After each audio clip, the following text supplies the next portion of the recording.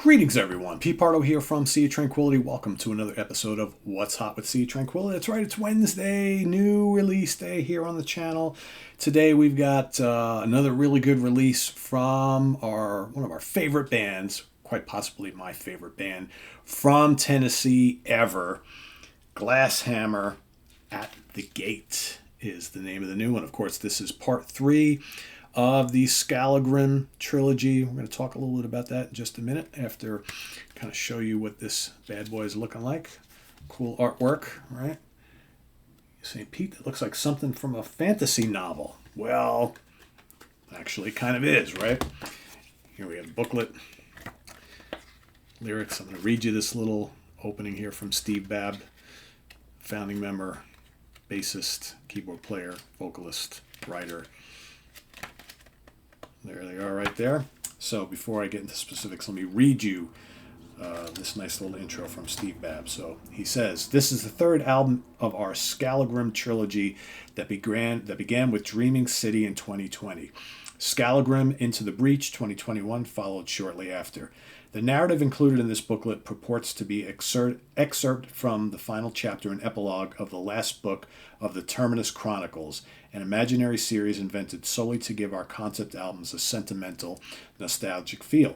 Of course, an actual book was born from this creative exercise, Scalagrim in the Vales of Pagarna. It's being expanded into a series and has taken on a life of its own. As such, the story presented in these albums, though similar, will differ slightly from the one offered in my novel. In other words, one will not spoil the other, so please enjoy them both. For now, let's conclude Scalagrim's tale in its album form and see whether or not he finally finds his long-lost love."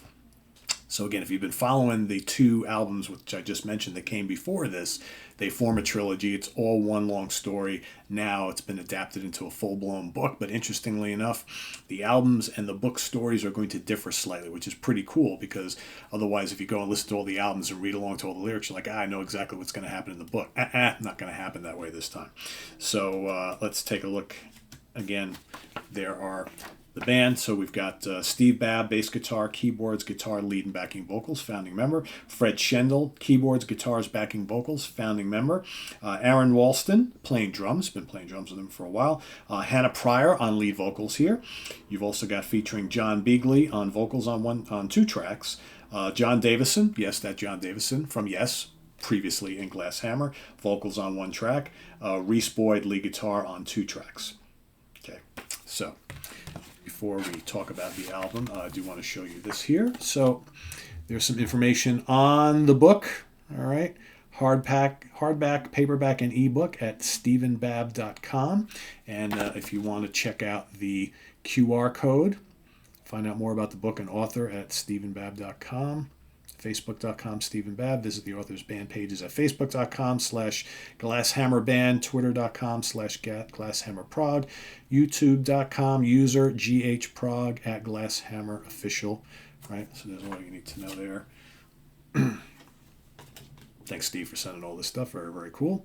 There you have it again. In case you want to pause this video and go check out any of that stuff, I'll put some links down below in the video description as well. So the album itself, what's it all about? Well, if you've been following Glasshammer for most of their career, I've been following them from the very beginning. They have historically been, since the 90s, a great symphonic American prog band. Not that unlike maybe classic Yes, that sort of thing. You know, a mixture of male and female vocals, lots of keyboards, lots of different band members through the years and guest stars on guitars and drums and this and that and vocals. Always good quality, tons of albums. Like I said, John Davison from Yes kind of got his big start in this band and then was asked to join Yes, because he does sound a lot like John Anderson, of course. But on these 3 albums, the trilogy albums, you know, the band really took a left turn with their sound a bit. So moving away from that symphonic prog kind of Yes style into a grittier, certainly heavier direction on the 2 previous albums, and that continues on here. But what's great about this album is I think you get the symphonic Glasshammer and you get the heavy Glasshammer, and also the kind of like almost space rocky Tangerine Dream glasshammer, because they've hinted at that over the last couple albums as well.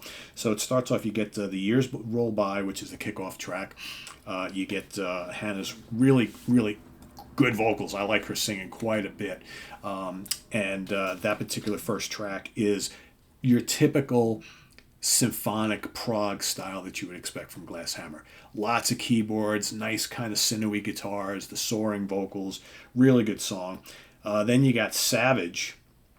Okay, Savage blends that with some of the heavier kind of, I mean, they've been doing this last couple albums. They've got this, all of a sudden, this muscular, like Black Sabbath, doomy Black Sabbath meets like 70s Rush guitar sound. Big, beefy, heavy riffs, right? It's like, whoa, never had that on Glasshammer albums before. Well, we've had it of late, right? So from there, Savage, another really, really strong track. From there, you got North of North, which is an instrumental. Again, there's this kind of Tangerine Dream, loads of keyboards and synthesizers kind of sequenced all around each other, lush, atmospheric, very, very nice, right? And then you get this stretch of songs that are all very aggressive, quite rockin', doomy in spots, right? And I guess, Steve had mentioned to me that based on the nature of the story here, it's all fantasy, like warriors and all that kind of stuff. That kind of has helped drive some of this music to be much, much heavier than Glasshammer ever did before. So you've got All Alone, All for Love, Snowblind Girl, those three in a row. Crushing songs, big, huge riffs, right? There's keyboards there too as well, but these are more like hard rocking songs. Again, think like the first couple Black Sabbath albums. Think like Rush's first album, Fly By Night, Farewell to Kings, that sort of era, right? Good, big, juice, huge riffing, really, really nice. And Hannah's vocals are spectacular here. You got some guests, like I said, who show up here to sing a little bit as well. Snowblind Girl is another really good rockin' song. Again, this one's probably a little bit more symphonic prog, blended in with the big hard rock and metal type riffing there. Then you got Standing at the Gate of Zagzagel. Trying to figure out how to say that. That also is kind of a blending of the heavier and the symphonic. I like that a lot. Then you got In the Shadows, which is a light piano and vocals, pleasant song. And then the final track, which is the 13-minute epic, It's Love. That's total, adventurous symphonic prog, the way Glasshammer has always done it, right? So you get kind of like a little bit of everything on here, but it's all really, really well done, really well produced. I think what the trick is, for me, is I'm going to want to kind of go and listen to these albums now that we have all three of them back to back to back to back. That's probably the best way to do it. But this one stands on its own quite a bit. I really like the first two. I'm thinking I like this one better because I think the heavier style works the best on these particular songs, and it sounds, whereas with the first two albums in this series, I still was a little unsure of how much I myself was adapting to these heavier sounds from Glasshammer, because I've been following for so long, doing different type of material, more that symphonic prog. And so the grittier, the ballsier, the crunchier, the almost heavy metal riffing at first was kind of a little, wow, I like this, but it's kind of like a shock to the system. Now it's, to me, it's fully integrated in the sound, and now I was looking forward to it. And the songs that are heavy on this album do not disappoint at all. They're really rocking. And the symphonic stuff on here is really classy and melodic, just like we've always liked from Glasshammer. So a little bit of everything. I think give it a try. If you've never experimented with Glasshammer before, I'm not going to tell you this is the best place to start, because I think what you should do is, if you're really interested in this band and have never listened to anything before, you may want to go check out the whole trilogy first, or we did Rand Kelly and I did a Ranking the Glasshammer catalog on here a number of months ago. Go there and check out and see what some of our favorites were on that, but then come back to the newer ones, because these are really good. But for those of you who are fans, you're going to dig this. This is a great kind of finish to the trilogy. Might be my favorite of the three. It's quite good. So I'm going to give this, I'm enjoying this immensely. 4.5 out of 5 star, easy. Really, really good. So Glasshammer at the Gate, final piece of the Scalagrim trilogy. And while you're at it, go check out the book. I think I'm going to have to go grab a copy of this because I'm really intrigued now. And again, there's a little bit more information. Oops. There you go. So there you have it, everybody. Thanks for joining. Visit us on the web at www.seaoftranquility.org. We're on Facebook. We're on YouTube all together all the damn time.